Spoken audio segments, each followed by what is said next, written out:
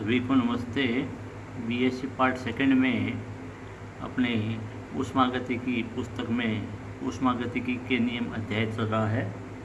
इस अध्याय में हमने पिछली कक्षा में ऊष्मागतिकी के द्वितीय नियम के बारे में, कार्नोट चक्र के बारे में एवं उत्क्रमणीय एवं अनुत्क्रमणीय प्रक्रम के बारे में अध्ययन किया था। आज हम कार्नोट इंजन की दक्षता और कार्नोट प्रमेय के बारे में चर्चा करेंगे। तो शुरुआत करते हैं हम कार्नोट इंजन की दक्षता से। तो कार्नोट इंजन की दक्षता से पहले हम ये जानेंगे कि किसी भी इंजन की दक्षता क्या होती है और वही परिभाषा कार्नोट इंजन की दक्षता पे लगेगी। तो किसी भी इंजन की जो दक्षता है वो उस इंजन द्वारा एक चक्र में किए गए उपयोगी कार्य W तथा इंजन द्वारा ऊष्मीय स्रोत से ली गई ऊष्मा Q1 की निष्पत्ति कहलाती है।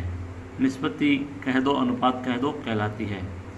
इस दक्षता को हम प्राय ईटा से व्यक्त करते हैं। अतः किसी भी इंजन की दक्षता बराबर किया गया उपयोगी कार्य बटा ऊष्मीय स्रोत से ली गई ऊष्मा। तो दक्षता ईटा का जो मान है वो आ जाएगा ईटा बराबर W बटा Q1। लेकिन W का मान आप जानते हो Q1 माइनस Q2 पीछे हमने कार्नोट चक्र में किया है, तो Q1 माइनस Q2 बटा Q1 हो गया। इसको हल कर लेते हैं तो 1 माइनस Q2 बटा Q1 मिल गया, समीकरण नंबर 1। अब कार्नोट चक्र जो हमने पिछली कक्षा में पढ़ा था, पिछली क्लास में पढ़ा था, उसमें अपने 4 प्रक्रम थे। एक पहला रुदोष में पहला आपका प्रक्रम था समतापी प्रसार, दूसरा रुदोष में प्रसार, तीसरा समतापी संपीड़न और चौथा रुदोष में संपीड़न। तो वहाँ हमने 4 चक्र किए थे। इन चारों चक्रों में हमने Q1 और Q2 के मान ज्ञात किए थे। तो वो Q1 का जो मान वहाँ पे हमें प्राप्त हुआ था वो था Q1 बराबर RT1 log इपीरियन गामा और Q2 का मान प्राप्त हुआ था RT2 log इपीरियन गामा। तो ये Q1 और Q2 के मान हम समीकरण 1 में रख देते हैं। तो समीकरण 1 में रखते ही हमें ईटा का मान मिल जाता है। ईटा बराबर 1 minus R T1 log इपीरियन R upon R T2 log इपीरियन R। हल करने पर 1 माइनस T1 बटा T2 मिल जाता है। तो इस प्रकार किसी कार्नोट इंजन की दक्षता ईटा जो है वो हमें मिल जाती है 1 माइनस T1 बटा T2। समीकरण 2। समीकरण 2 जो है वो कार्नोट इंजन की दक्षता को प्रदर्शित करती है। इससे स्पष्ट होता है कि कार्नोट इंजन की जो दक्षता है वो केवल स्रोत एवं सिंक के ताप पर निर्भर करती है एवं किन्हीं 2 तापों के मध्य कार्य करते हुए सभी इंजनों की जो दक्षता होती है वो समान होती है। तो ये कार्नोट इंजन की दक्षता थी। दोनों जो परिणाम निकले हैं ये परिणाम महत्वपूर्ण परिणाम है।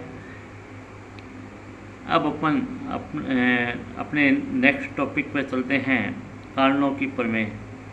इस प्रमेय के अनुसार किन्हीं 2 तापों के मध्य कार्य करते हुए किसी भी इंजन की दक्षता उन्हीं 2 तापों के मध्य कार्य करते हुए उत्क्रमणीय इंजन यानी कार्नोट इंजन की दक्षता से अधिक नहीं हो सकती। अर्थात 2 तापों के मध्य कार्य करने वाले इंजनों में कार्नोट इंजन की जो दक्षता है वो अधिकतम होती है। यहाँ यह बात कह रहा है कि किन्हीं 2 तापों के मध्य अगर बहुत से इंजन कार्य कर रहे हैं तो इन सभी इंजनों में कार्नोट इंजन की दक्षता अधिकतम होगी, अन्य किसी भी इंजन की जो दक्षता है वो कार्नोट इंजन की दक्षता से अधिकतम नहीं हो सकती। अब हम इसके प्रायोगिक सत्यापन पे चलेंगे।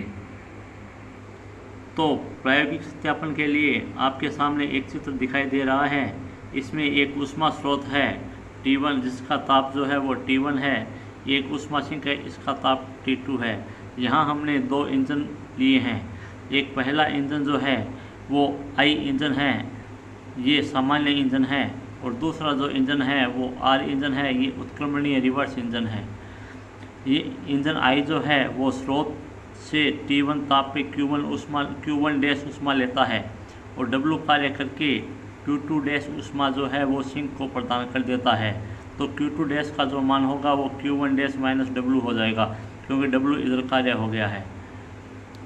इसके अलावा अपने जो दूसरा इंजन लिया है कार्नो इंजन, जिसको उत्क्रमणीय इंजन भी कहते हैं, ये ऊष्मा सिंक से T2 ताप पर Q1 ऊष्मा लेता है और माइनस W कार्य कर देता है। तो और सिंक को ये Q1 ऊष्मा प्रदान करेगा। Q1 का मान जो है वो Q2 प्लस W होगा। तो ये हमने दो इंजन यहाँ पे लिए हैं। चलते हैं आगे। कार्नो की प्रमेय को सिद्ध करने के लिए माना एक कार्नो इंजन जो उत्क्रमणीय इंजन है वो R है एवं एक अन्य इंजन I है। दोनों इंजन जो है वो समान तापों T1 और T2 के मध्य कार्य करते हैं। यहाँ T1 जो है वो स्रोत का ताप है, जैसा कि आपको ऊपर दिखाई दे रहा है, और T2 जो है वो सिंक का ताप है। माना दोनों इंजन इस तरह से व्यवस्थित है कि दोनों से अलग अलग समान कार्य W प्राप्त होता है, यानी दोनों से जो कार्य प्राप्त हो रहा है वो समान है और W है। माना कार्नो इंजन R जो है वो सीधी दिशा में कार्य करते हुए प्रत्येक चक्र में ताप T1 पर Q1 ऊष्मा लेकर W कार्य करता है एवं शेष ऊष्मा जो है वो Q2 जो रहेगी उसका मान हो जाएगा Q2 बराबर Q1 माइनस W। यह ऊष्मा Q2 T2 ताप पर सिंक को निष्कासित कर देता है। इसलिए इसकी जो दक्षता होगी वो दक्षता आपकी आ जाएगी ईटा R बराबर W बटा Q1। ईटा R जो है वो उत्क्रमणीय इंजन की दक्षता है। इसे हमने समीकरण 1 मान लिया है। अब उत्क्रमित दिशा में यही इंजन जब विपरीत दिशा में चलता है, यानी यहाँ ये इंजन का कार्य कर रहा है तो विपरीत दिशा में रेफ्रिजरेटर का कार्य कर रहा था, विपरीत दिशा में रेफ्रिजरेटर का कार्य करेगा। तो उत्क्रमणित दिशा में जब यह रेफ्रिजरेटर का कार्य करता है तो प्रत्येक चक्र में यह ताप T2 पर Q2 ऊष्मा लेता है। बाह्य ऊष्मा स्रोत से इस पर W कार्य किया जाता है और T1 ताप पर यह Q1 बराबर Q2 प्लस W ऊष्मा निष्कासित करता है। तो ये आपके पहला जो उत्क्रमणीय इंजन या कार्नो इंजन है उसकी बात हो गई। अब अपन दूसरा जो इंजन ले रखा है हमने सामान्य इंजन, उसके बारे में बात करते हैं कि माना सामान्य इंजन I जो है वो प्रत्येक चक्र में T1 ताप पर Q1 डैश ऊष्मा लेकर W कार्य करता है एवं Q2 डैश बराबर Q1 डैश माइनस W ऊष्मा जो है वो सिंक को T2 ताप पर निष्कासित कर देता है। इसलिए इसकी जो दक्षता आ गई वो आगे आपकी नीटा I बराबर W बटा Q1 डैश। तो यहाँ हमारे पास दोनों इंजनों की दक्षता आ गई है।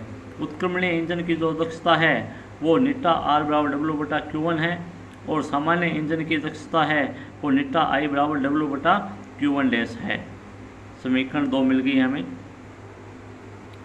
अब हम इन दोनों समीकरणों की सहायता से अपनी प्रमेय के सत्यापन के लिए मान लेते हैं कि पहले अपन ये मान लेते हैं कि कार्नो की प्रमेय गलत है, क्योंकि कार्नो की प्रमेय ये हमें कहती थी कि किसी भी इंजन की दक्षता जो है वो कार्नो इंजन की दक्षता से अधिक नहीं हो सकती। तो अपन ये मान लेते हैं कि जो सामान्य इंजन है उसकी दक्षता कार्नो इंजन से अधिक है और कार्नो की प्रमेय कथन है का जो कथन है वो गलत है। अर्थात इंजन I जो है वो जो सामान्य इंजन है उसकी दक्षता कार्नो इंजन R की दक्षता से अधिक है। तो इस स्थिति में नीटा I का जो मान हो जाएगा वो ज़्यादा हो जाएगा नीटा R से। तो नीटा I और नीटा R के मान समीकरण 1 और 2 से रख देते हैं। इसको हल कर लेते हैं तो Q1 का जो मान है वो ज़्यादा हो जाएगा Q1 डैश से, समीकरण 3। अब चूँकि आपका कार्नो इंजन जो उत्क्रमणीय इंजन है इसे विपरीत दिशा में भी चलाया जा सकता है और इसके लिए आवश्यक कार्य जो W है वो इंजन I के द्वारा प्राप्त किया जा सकता है। इस प्रकार इंजन I और इंजन R दोनों मिलकर स्वतः ही चलने वाली मशीन बनाते हैं, क्योंकि इंजन आर के लिए आवश्यक कार्य जो है वो इंजन आई द्वारा किए गए कार्य से प्राप्त हो जाता है। अतः संपूर्ण चक्र में दोनों इंजन मिलकर निम्न ताप T2 पर सिंक से जो ऊष्मा लेते हैं वो कुल ऊष्मा आ जाएगी आपकी उत्क्रमणीय इंजन द्वारा ली गई ऊष्मा माइनस सामान्य इंजन द्वारा ली गई ऊष्मा। तो उत्क्रमणीय इंजन द्वारा ली गई ऊष्मा का जो मान है वो Q1 माइनस W है, जबकि सामान्य इंजन द्वारा ली गई ऊष्मा का मान Q1 डैश माइनस W है। दोनों मान रख के हल कर लेते हैं तो Q1 माइनस Q1 डैश मिल गया। इसी प्रकार उच्च ताप पर T1 पर स्रोत को दी गई जो ऊष्मा है वो R द्वारा दी गई ऊष्मा माइनस I द्वारा ली गई ऊष्मा, और इसका भी अगर अपन मान ज्ञात करेंगे तो ये Q1 माइनस Q1 डैश मिल जाएगा समीकरण 5। ये जो मान हैं ये मान हमने अभी जो चित्र देखा था सत्यापन के प्रारंभ में वहाँ से लिए गए हैं। अब आपकी आती है समीकरण 3 जो हमने पहले की थी ऊपर, वो Q1 is greater than Q1 dash. तो समीकरण 3 के अनुसार Q1 माइनस Q1 डैश जो है वो एक धनात्मक राशि है। अतः दोनों इंजनों को मिलाकर स्वतः चलने वाली मशीन जो है वो निरंतर निम्न ताप T2 से Q1 माइनस Q1 डैश ऊष्मा लेकर उच्च ताप T1 पर Q1 माइनस Q1 डैश ऊष्मा देती रहेगी, जबकि इसके लिए कोई कार्य नहीं करना पड़ेगा। परंतु यह जो वक्तव्य है या यह जो स्टेटमेंट है यह ऊष्मागतिकी के द्वितीय नियम का सीधा उल्लंघन है। अतः हमारी जो मान्यता है, हमने जो ऊपर माना है कि किसी भी इंजन की दक्षता उत्क्रमणीय इंजन या कार्नो इंजन की दक्षता से अधिक हो सकती है या होती है, यह मान्यता गलत है। यानी ऊपर हम जो मान के चले थे कि कार्नो की में गलत है, वो कथन ही हमारा गलत हो गया। अतः कार्नो इंजन की जो दक्षता होगी वो अधिकतम होगी। तो इस प्रकार हम देखते हैं कि किन्हीं दो तापों के मध्य कार्नो इंजन की जो दक्षता है वो ही सबसे अधिक होती है, एवं उन्हीं तापों के मध्य किसी अन्य इंजन की जो दक्षता है वो सदैव कार्नो इंजन की दक्षता से कम अथवा बराबर हो सकती है, अधिक नहीं हो सकती। अर्थात नीटा आई जो है वो लेस इक्वल नीटा आर हो सकता है। सामान्य इंजन की दक्षता जो है वो कम या बराबर हो सकती है कार्नो इंजन की दक्षता। चूँकि आई और आर दोनों उत्क्रमणीय इंजन है तथा दोनों में से कोई भी इंजन की भांति एवं रेफ्रिजरेटर की भांति उपयोग में लाया जा सकता है, अतः उपरोक्त दोनों शर्तों का एक साथ पालन होना चाहिए, और इन शर्तों का एक साथ पालन तभी संभव है जब नीटा आई इज लेस इक्वल हो नीटा आर। अर्थात दोनों जो आपके उत्क्रमणीय इंजन हैं इनकी दक्षता समान हो। अतः कारणों की प्रमेय से यह निष्कर्ष भी निकलता है कि किन्हीं दो समान तापों के मध्य कार्यरत सभी उत्क्रमणीय इंजनों की जो दक्षता होती है वो समान होती है, एवं उत्क्रमणीय इंजन की जो दक्षता है वो सदैव अनुत्क्रमणीय इंजन की दक्षता से अधिक होती है। तो ये आपकी कारणों की प्रमेय थी। धन्यवाद।